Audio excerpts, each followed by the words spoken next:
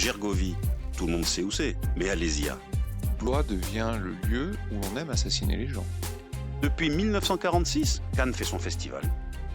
Mais 68, ce n'est pas que le quartier latin, c'est aussi Lyon, Bordeaux, Strasbourg. L'histoire de Soissons ne se résume pas à celle d'un vase. Tous les chemins mènent à Reims. Mais la victoire de Charles Martel a-t-elle bien eu lieu à Poitiers ?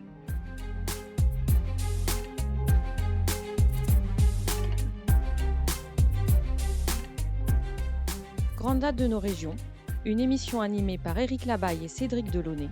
Un podcast ici en région.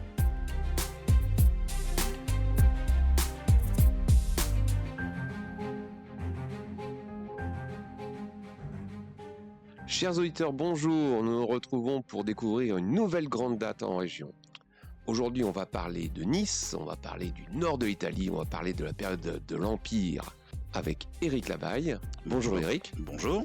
Le 6 mai 1758, un petit Andrea voit le jour à Nice. En dépit d'un caractère bien trempé, ses premières années ne présagent pas du destin exceptionnel qui sera le sien. Et pourtant, devenu l'un des personnages les plus en vue de son temps, il a laissé son nom dans l'histoire de France et surtout dans sa ville natale. Mais ce nom, quel est-il ? Masséna. Et donc effectivement, on va retrouver ce petit André Masséna. Alors André Masséna, il naît dans quel milieu social ? André Masséna naît dans un milieu qui est déjà sensibilisé à l'armée, puisque son père est un ancien militaire. Alors une parenthèse, son père s'appelle Jules César, ce qui est quand même quelque chose d'assez peu banal. Donc son père est un ancien militaire qui, après sa carrière, est devenu marchand de vin. Et sa mère est une fille d'armateur qui donc va survivre à son mari, puisque le jeune André sera orphelin de père relativement tôt, il a 6 ans, et sa mère se remarie, donc des histoires familiales un peu compliquées. Donc ce qui fait que l'enfant est confié à ses grands-parents et il va vivre dans l'arrière-pays niçois avec ses frères et sœurs. Rien qui ne le prédestine à un destin militaire. Rien si ce n'est un tempérament bien trempé, un tempérament fougueux, pour ne pas dire agité. Donc il cause beaucoup de soucis à sa grand-mère qui essaye de lui faire suivre un début de scolarité. C'est pas forcément une réussite. Qui ensuite essaye de lui trouver un emploi. Donc il va devenir boulanger, il va devenir savonnier, il va s'engager dans la marine, faire quelques traversées, mais rien de tout cela ne le satisfait. Alors comment intègre-t-il ce destin militaire ?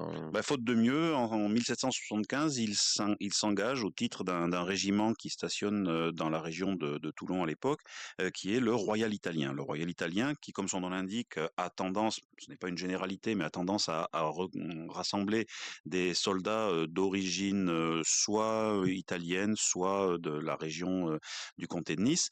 Et donc dans ce régiment, il va faire carrière, il va devenir, parce que c'est quelqu'un de compétent, c'est quelqu'un de doué, il devient caporal, il devient sergent, et puis il termine comme adjudant. Parce que Nice, c'est pas la France. Ah, Nice, c'est pas la France. Nice, c'est le royaume de Sardaigne. C'est le comté de Nice. C'est une entité politique tout à fait à part. Et donc, le jeune Masséna s'est engagé au titre des étrangers, au titre d'un engagement étranger. Et donc, il s'engage dans cette armée d'Ancien Régime, dans laquelle il connaît une ascension Très rapide. honorable, très honorable, puisque je vous dis, il s'engage en 1775 et il est adjudant vers 1782. Donc il a une très belle promotion. Mais deux événements vont avoir lieu. Le premier, c'est que il n'est pas noble, donc il n'a pas les quartiers de noblesse requis pour pouvoir franchir les échelons supérieurs et devenir officier. Donc sa carrière, de toute façon, stagnera au grade d'adjudant. Et deuxièmement, le régiment est licencié. Donc Masséna va suivre une des unités qui sont issues du régiment pendant quelques mois, mais en 1789, il quitte l'armée pour entamer une carrière civile. Et arrive la Révolution française. Et arrive la Révolution française. Heureusement pour lui quand même, parce que sa carrière d'épicier à Antibes n'était pas fructueuse, et il se laisse dire que Au-delà de l'épicerie, il se serait livré à quelques trafics douteux, ce qui aurait pu amener des ennuis. Un Voilà. destin autre. Un destin autre, tout à fait. Voilà. Et donc, en 1789, il va intégrer la garde nationale. Oui, alors en 1789, la garde nationale est créée comme une troupe que l'on appellera plus tard une milice bourgeoise, avec comme mission de défendre la Révolution. Donc ce n'est pas véritablement l'armée, c'est une sorte d'armée parallèle, une armée citoyenne qui va jouer un rôle très important pendant la Révolution et ensuite après pendant le 19e siècle, mais ça c'est une autre histoire. Et la garde nationale qui se constitue dans la région d'Antibes a besoin de gens compétents parce que c'est une troupe paramilitaire qui tend vers la militarisation, mais pour être militaire, il faut avoir des compétences, il faut avoir une organisation, savoir manier le fusil, savoir recharger, savoir marcher au pas, savoir s'organiser comme une troupe militaire. Et donc là, son expérience va et être voilà, un atout. exactement. Donc on va lui demander de rejoindre la garde nationale et d'emblée, il est nommé capitaine instructeur. Il va s'occuper de l'instruction des recrues, de l'organisation de la garde nationale d'Antibes et assez rapidement, il devient officier supérieur et il termine un an plus tard lieutenant-colonel.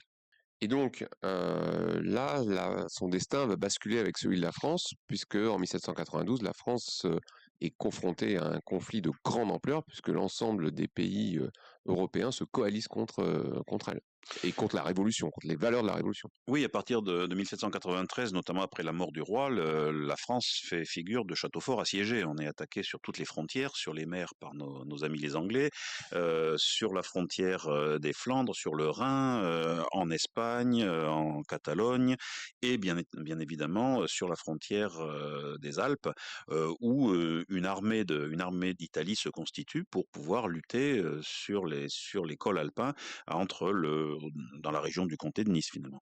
Donc la menace, elle est terrestre, partant d'Italie, enfin, de la région italienne, et aussi à Toulon. Oui, alors après avoir combattu sur les Alpes, donc notamment dans le col de Tende, Masséna est envoyé avec sa brigade, puisqu'entre-temps il a été nommé général de brigade, ce qui est quand même une belle promotion en août 93. Il est envoyé à Toulon. Alors Toulon, tout le monde le sait, c'est un grand port militaire français, c'est le grand port militaire français sur la Méditerranée, et les Anglais ont compris tout l'intérêt qu'il y avait à s'emparer du port de Toulon, à prendre contact avec les oppositions à la Révolution qui peuvent exister dans la région, notamment les oppositions fédéralistes, et à neutraliser ce port militaire. Donc l'armée française est bien obligée de réagir, fait le siège de Toulon. Et c'est là qu'il rencontre pour la première fois un jeune capitaine d'artillerie. Oui, un jeune capitaine d'artillerie. Alors, ils ne se côtoient pas vraiment pendant le siège, ils se sont sûrement rencontrés, mais ce qui est intéressant, c'est qu'ils ont tous les deux une carrière, enfin un parcours similaire, ou en tout cas parallèle pendant le siège de Toulon, puisque chacun va jouer un rôle essentiel dans la prise d'un des forts qui contrôlent l'accès au port de Toulon et qui sont finalement la clé de la victoire. Et grâce à la prise de ces forts, la victoire va pouvoir être remportée. Donc c'est le fort Lartigue pour Masséna. Donc Masséna s'empare du fort Lartigue. Et donc ce jeune capitaine d'artillerie qui prend l'autre fort, il a un certain prénom, un nom assez connu quand même. C'est un prénom à coucher dehors, je crois que c'est Napoléon, quelque chose comme ça. Ouais. Et son nom de famille, donc Bonaparte, évidemment, vous l'aurez reconnu. Donc lui, il prend le fort de l'Aiguillette. Et finalement, ce siège de Toulon va être le point de départ véritable, bon, même si Masséna avait déjà commencé une belle ascension précédemment, mais va être le point de départ de leur carrière respective. Et donc, la guerre ne finit pas en 1793, hein, elle va continuer, et donc lui continue sa carrière en montant les échelons de l'armée. Oui, il devient général de division, il continue à se battre sur le front niçois, puisqu'il est toujours dans l'armée d'Italie, il se bat en 1794-1795 contre les Autrichiens dans ce secteur, et arrive une année qui va s'avérer décisive pour tout le monde. Et là, les deux hommes dont nous avons parlé précédemment, Bonaparte et Masséna, vont non seulement se rencontrer, mais devenir non pas inséparables, mais au moins très proches.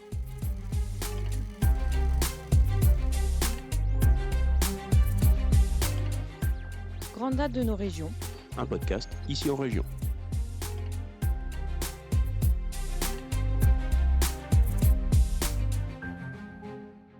Et donc, on est 1796, Quel type de gradé est-il? Quel type de général est-il? Comment se comporte-t-il avec ses hommes? Parce qu'on a une image souvent du général qui dirige les opérations sur une carte à l'arrière du front. Alors Masséna, c'est pas ça. Masséna, c'est un homme qui a beaucoup d'expérience.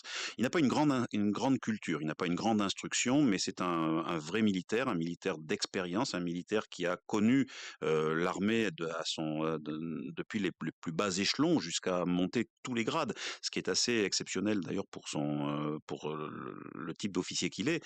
Souvent, ces officiers sont des gens qui ont été promus directement officiers sous la Révolution parce qu'on manquait de gens compétents à défaut d'être expérimentés. Lui, il a les deux. Il était à la fois compétent et expérimenté. Donc c'est un officier de qualité. C'est un officier qui est très aimé de ses hommes, hein. Le futur maréchal Marmont disait qu'il jouissait d'une grande considération parmi les troupes. Et effectivement, ses hommes lui vouent une confiance absolue.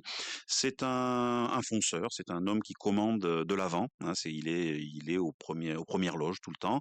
D'ailleurs, il va lui arriver une anecdote qui est aussi révélatrice d'un autre de ses traits de caractère.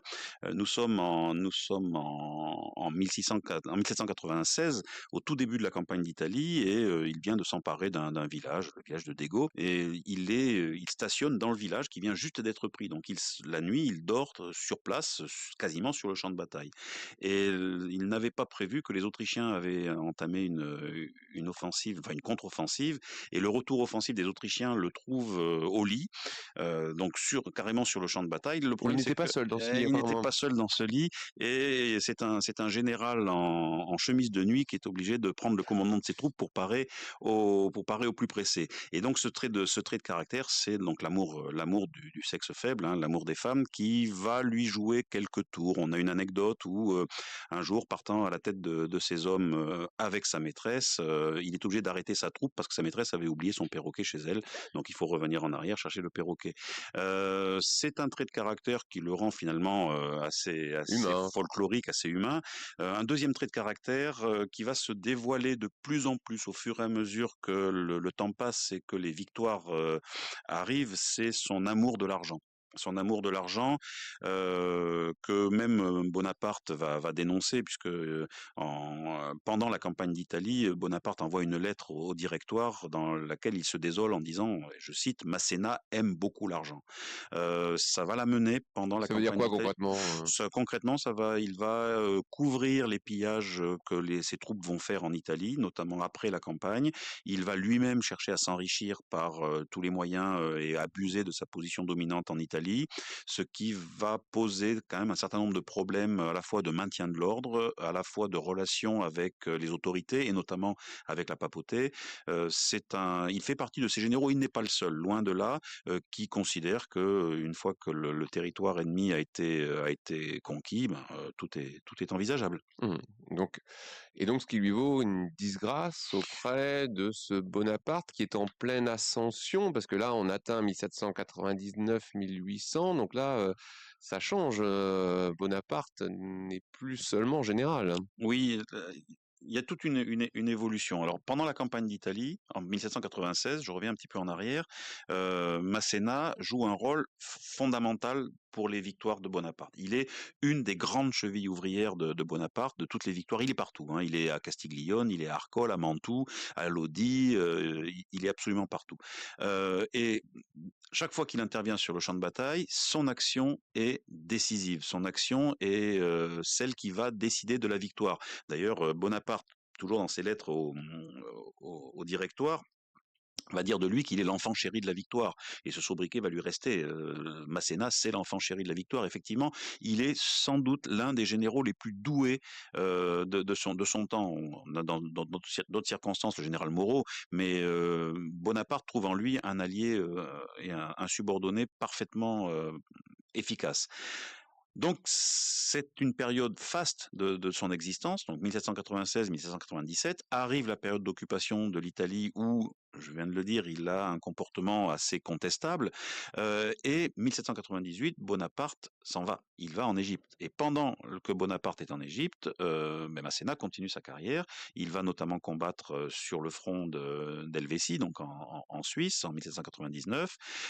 Mais sa réputation l'entache un petit peu. Et lorsque Bonaparte revient pour le coup d'État du 18 Brumaire et qu'il devient premier consul, là, comme vous dites, il a changé de statut, ce n'est plus le général Bonaparte, mais c'est désormais le premier consul, le chef de l'État. Masséna se montre pour le moins réservé, si ce n'est hostile carrément au consulat et à Bonaparte, ce qui lui vaudra effectivement une disgrâce. Il était républicain ?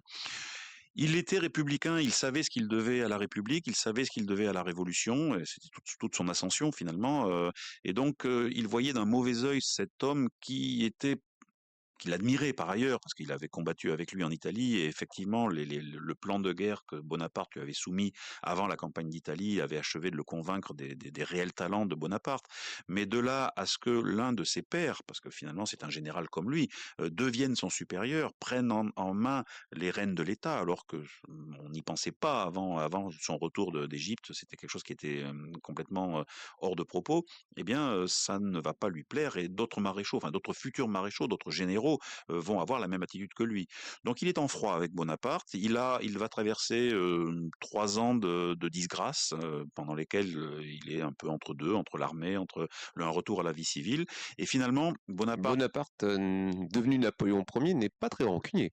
Non, parce que lorsque Bonaparte devient Napoléon Ier, donc nous sommes en mai 1804, il va essayer d'asseoir son pouvoir sur un certain nombre d'institutions. Et parmi ces institutions, il y en a une militaire qu'il va remettre au goût du jour, c'est celle des maréchaux, le maréchalat. Donc il va créer une promotion de 18 maréchaux. Et dans ces 18 maréchaux, il va nommer Masséna. C'est un moyen de raccrocher Masséna à la politique impériale que Bonaparte veut lancer désormais. C'est un moyen aussi de ne pas perdre l'un des généraux les plus doués de sa génération. J'ai cité tout à l'heure le général Moreau, qui lui va suivre un chemin complètement différent, jusqu'à quitter la France, jusqu'à se mettre au service des puissances étrangères. Ça, Bonaparte ne veut pas. Il veut garder les généraux les plus compétents à son service, et le fait de nommer Masséna maréchal est un puissant moyen pour s'attacher ses services durablement. Et donc, il a une carrière militaire ensuite qui se poursuit sous l'Empire. On peut dire ça, hein. Il reste quand même malgré tout l'un des principaux maréchaux. Alors vous savez, dans les maréchaux de France, certains vont avoir des carrières militaires brillantes après leur accession au maréchalat, et d'autres, comme Kellermann par exemple, vont avoir des fonctions soit politiques, soit honorifiques. Non, Masséna reste un militaire avant tout, et il va continuer sa carrière. On va le retrouver à Wagram, on va le retrouver sur les principaux champs de bataille de l'Empire. Et donc, à la chute de l'Empire, qu'est-ce qui lui arrive? Parce que donc, il était lié à Napoléon, et quand Napoléon part en exil pour la première fois en 1814, et qu'il y a la première restauration, qu'est-ce qui lui arrive à ce Masséna? Il fait comme tout le monde, il prend la cocarde blanche, et il se rallie à Louis XVIII. Et donc après s'être rallié à la monarchie, il meurt en 1817. 1817, assez rapidement. Il fait partie de ces maréchaux qui n'auront pas beaucoup survécu à l'Empire. À l'Empire. Et donc, il reste quand même de fortes traces de Masséna dans l'espace public. Oh oui, des places Masséna, des librairies Masséna, beaucoup. Oui, la ville de Nice a été très reconnaissante envers ce personnage qui lui a assuré une célébrité. Masséna est une des grandes personnalités niçoises, incontestablement. Avec Garibaldi. Alors c'est intéressant parce qu'on a un qui va être français, enfin Masséna, et l'autre qui sera au niveau italien, ce qui montre l'ambiguïté de la ville de Nice par rapport à ces deux pays. Eh bien, cette ambiguïté, cette double identité niçoise que nous quittons. Merci Eric. Merci à vous. Nous vous rappelons que vous pourrez retrouver l'extraordinaire destin d'Andrea Masséna et plein d'autres histoires dans le livre Les grandes dates en région, écrit par Eric Labaille. Vous pouvez trouver tout ça chez votre libraire et dans tous vos points de vente. Je vous remercie. Au revoir. Merci, au revoir. Retrouvez tous nos podcasts, livres, articles et vidéos sur notre site internet iceenregion.fr.